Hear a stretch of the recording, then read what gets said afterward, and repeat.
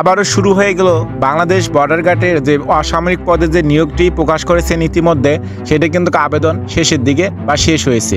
অনেক জেলার মেসেজ কিন্তু চলে এসেছে। সো কোন কোন পদের যে মেসেজগুলো সেইগুলো চলে এসেছে এই ভিডিওর মাধ্যমে কিন্তু বলে দেওয়ার চেষ্টা করব। তাই সম্পূর্ণ ভিডিও দেখার আমন্ত্রণ রইল।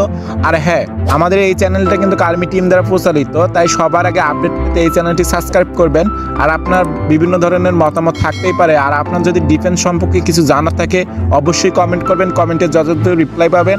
আজকের ভিডিওর টপিকটা হচ্ছে বিজিবির অসামরিকের যে মেসেজটা ইতিমধ্যে কিন্তু অনেক প্রার্থীগণ পেয়েছেন। আসলে কোন পদের মেসেজ শুরু হলো এই ভিডিওর মাধ্যমে কিন্তু বলে দেওয়ার চেষ্টা করব। আর কোন সকল প্রার্থীর আগে মেসেজ পাবে সম্পূর্ণ এই ভিডিওর মাধ্যমে কিন্তু বলে দেওয়ার চেষ্টা করব। তাই সম্পূর্ণ ভিডিও দেখার আমন্ত্রণ রইল।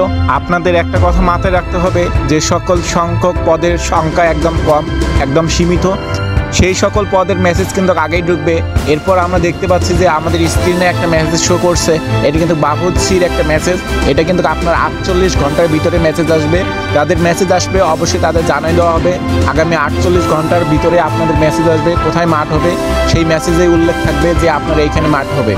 তো আপনাদের এরপর আছে কমিউনিকেশন, টেকনিক্যাল অফিস সহকারী, ড্রাইভ বা যানবাহন চালক, কার্পেন্টার, কমিউনিকেশন সহকারী ড্রাইভার ইত্যাদি, যে বুট মেকার এবং ওয়াটার বা মালি যে আয়া যে সকল পদগুলো আছে আপনারা যেগুলোতে আবেদন করছেন এই সকল পদের কিন্তু মেসেজ আগেই আসার সম্ভাবনা আছে। এর মধ্যে কিন্তু আমরা দেখতে পাচ্ছি যে বাবুর্চির যে একটা পদ আছে এই পদের কিন্তু মেসেজ ইতিমধ্যে চলে আসছে।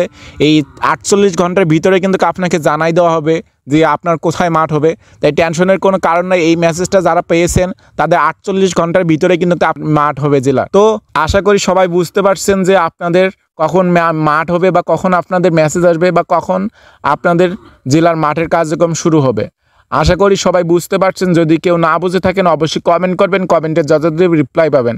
আর হ্যাঁ, এই চ্যানেলটা কিন্তু আর্মি টিম দ্বারা প্রচারিত, তাই সবার আগে সত্য খবর পেতে এই চ্যানেলটি সাবস্ক্রাইব করে পাশে থাকবেন। ধন্যবাদ।